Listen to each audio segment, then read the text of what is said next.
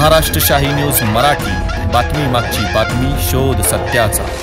प्रायोजक आहेत Offkey Studios, music and recording studio Ambidumala, audio advertising, music composition, recording, background music, mixing and mastering services आता आपल्या पठार भागात। संपर्क 95 95 65 48 75। आज आपण मविशी भागातील अतिडोंगराळ अतिदुर्गम भागातील ही जी काही गावावर वस्ती आहे आपण पाहतोय, अत्यंत इकडे जर विचार केला तर उंच असे डोंगर, प्रतिकूल परिस्थितीमध्ये राहत असलेलं हे कुटुंब, आणि आज या कुटुंबाला आपण भेट देतोय। या कुटुंबाची ओळख अशी आहे की जालिंदर दत्तू गवारी यांना आपण भेटायला आलेलो आहोत। तर प्रत्यक्षात आपण त्यांच्याशीच चर्चा करूया की जालिंदर भाऊ, तुम्हाला हे जे काय अंधत्व आलेलं आहे हे केव्हापासून आलेलं आहे? सर 5-6 वर्ष झालं। 5-6 वर्षापासून तुम्हाला हे अंधत्व आलेलं आहे। एक घराचा पोशिंदा, घरातील एक कर्ता पुरुष खरं तर या चेअरवर बसलेला आहे। आज त्यांचे हे 2 मुलं 2 मुली, त्याचबरोबर त्यांची पत्नी, सगळं कुटुंब अत्यंत दारिद्र्याच्या अवस्थेमध्ये जगत आहे। आपण पाहतोय की ह्या चेअरवरती बसलेले आहेत। खरं तर त्यांना अश्रूचा बांधही फुटलेला आहे। तर आपण त्यांना प्रत्यक्षात विचारूया, शासनाच्या तुम्हाला कोणकोणत्या योजना भेटलेल्या नाहीत? बोला भाऊ, सांगा ना। सर आम्हाला रेशन चालू झालं पाहिजे, राशन मिळालं पाहिजे। राशन माझ्या मुलगी ज्या गरजा आहेत तेवढा जर शासनामार्फत पुऱ्या पाडत असतील तर लय चांगलं होईल सर। अन्न वस्त्र निवारा। चालेल। अन्न वस्त्र निवारा आहे, ह्या 3 त्यांच्या मूलभूत गरजा आहे, ह्या पूर्ण झाल्या पाहिजेत। खरं तर ही चिमुकले मुलं, त्यांची मुलगी, आपण परत आता यानंतर आपण त्यांच्या ज्या काही मिसेस आहेत, ताई तुमचं नाव काय? नीता जालिंदर गवारी। नीता जालिंदर गवारी। आता हे जे त्यांना अंधत्व आलेलं आहे, त्यानंतर आता हे तुमच्या घराचं कशा पद्धतीने गुजराण चालतं बा?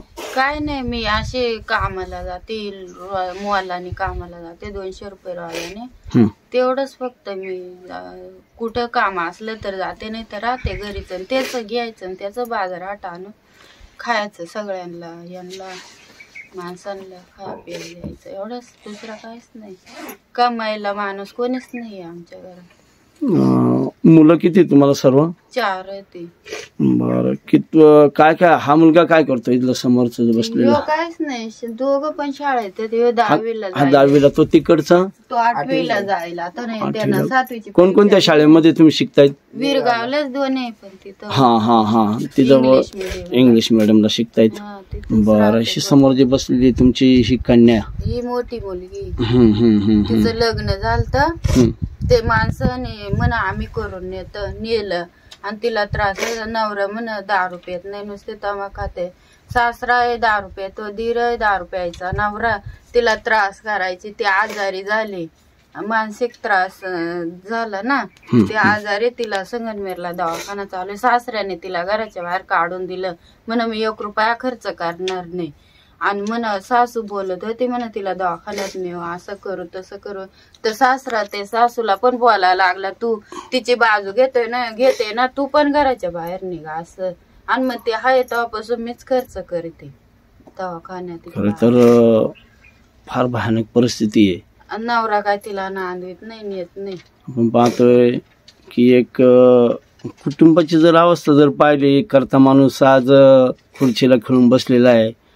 आज एकच स्त्री फक्त करते, ती उदरनिर्वाहासाठी मोलमजुरीचे कामं करते।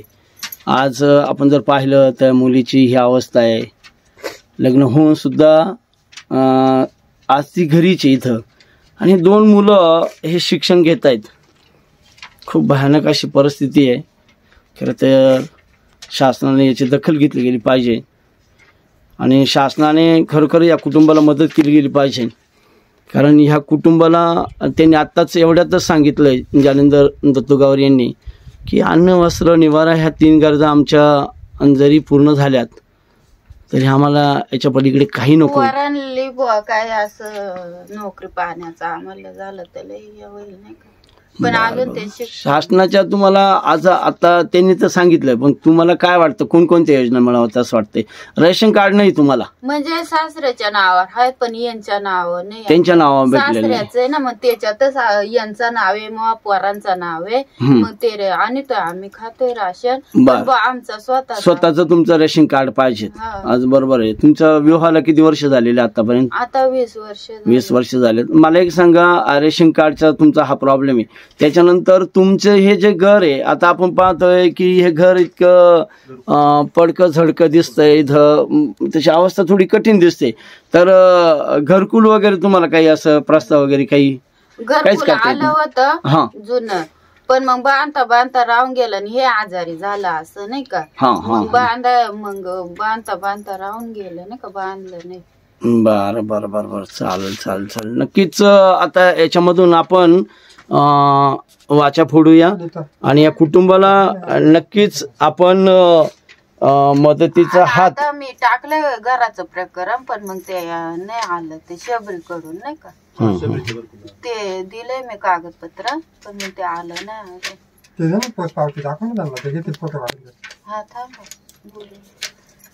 आपण नक्कीच ह्या कुटुंबाची जर अवस्था पाहिली तर अत्यंत ही मुलं आज शिक्षण घेत आहेत. या ताईंचा अशा प्रकारची अवस्था आहे. ही आमची छोटी दिदी तिला बी घरी ते नोटीस येते पाठवले पण मला कोर्ट कचेरी करा माग पैसा अडक. आपल्या समोर बसलेलं हे जे काही व्यक्तिमत्व आहे जालिंदर दत्तू गावारी यांना अंधत्व पॅरालिसिसचा झटका अशा अनेक प्रॉब्लेममधून ते आज ही अवस्थेमध्ये आलेले आहेत. त्यांच्या दृष्टीने सगळं दृष्टिकेने हे जग सगळं अंधारमय झालेलं आहे.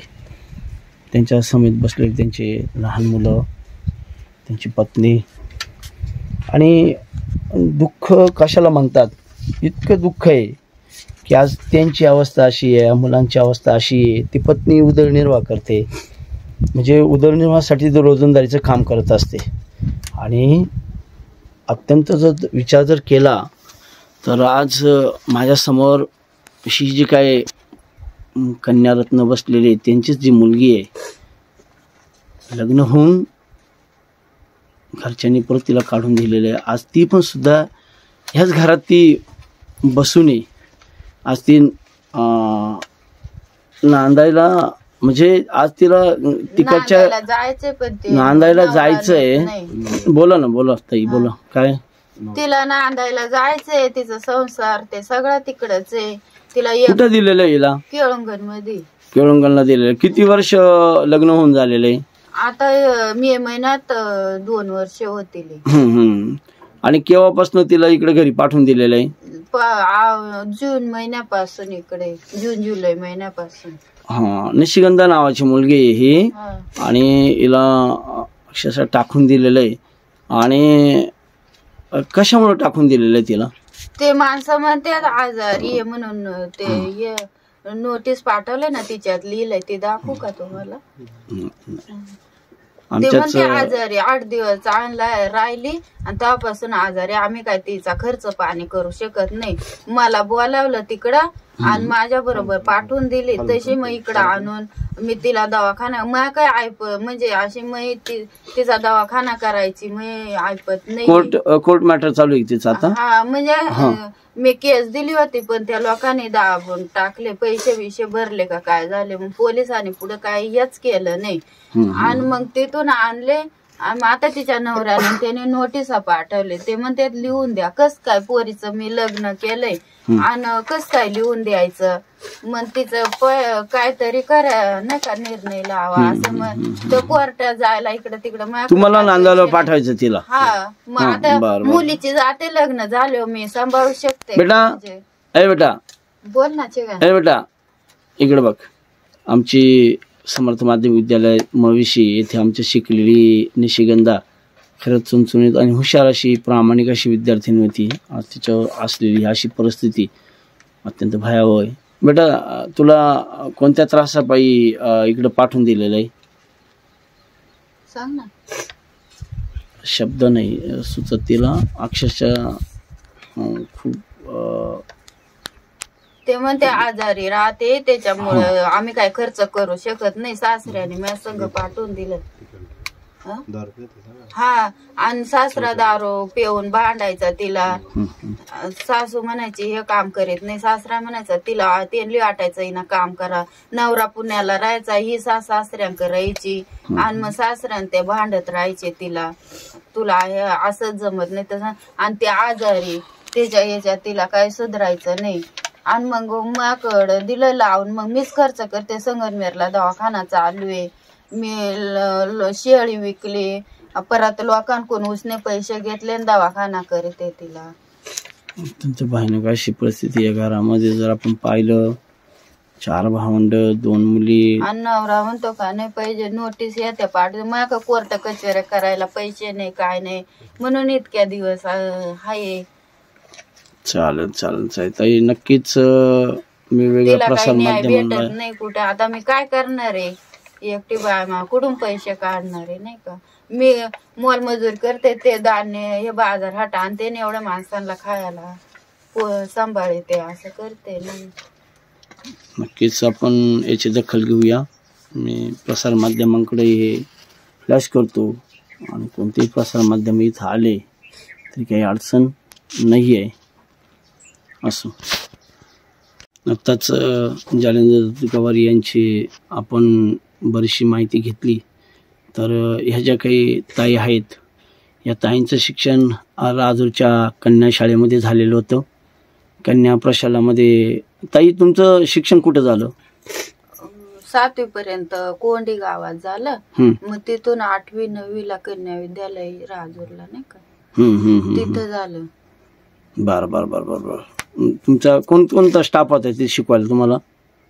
होते काळे मॅडम होते, ते भागवत सर होते, महाले सर होते, हे नरसाळे मॅडम होत्या, शिंदे मॅडम होत्या. बरं. म्हणजे कन्या शाळेच्या तुम्ही एक विद्यार्थिनी आहात. आणि खरंच या विद्यार्थिनीची अशा प्रकारची अवस्था झालेली आहे. महाराष्ट्र शाही न्यूज मराठी, बातमी मागची बातमी, शोध सत्याचा.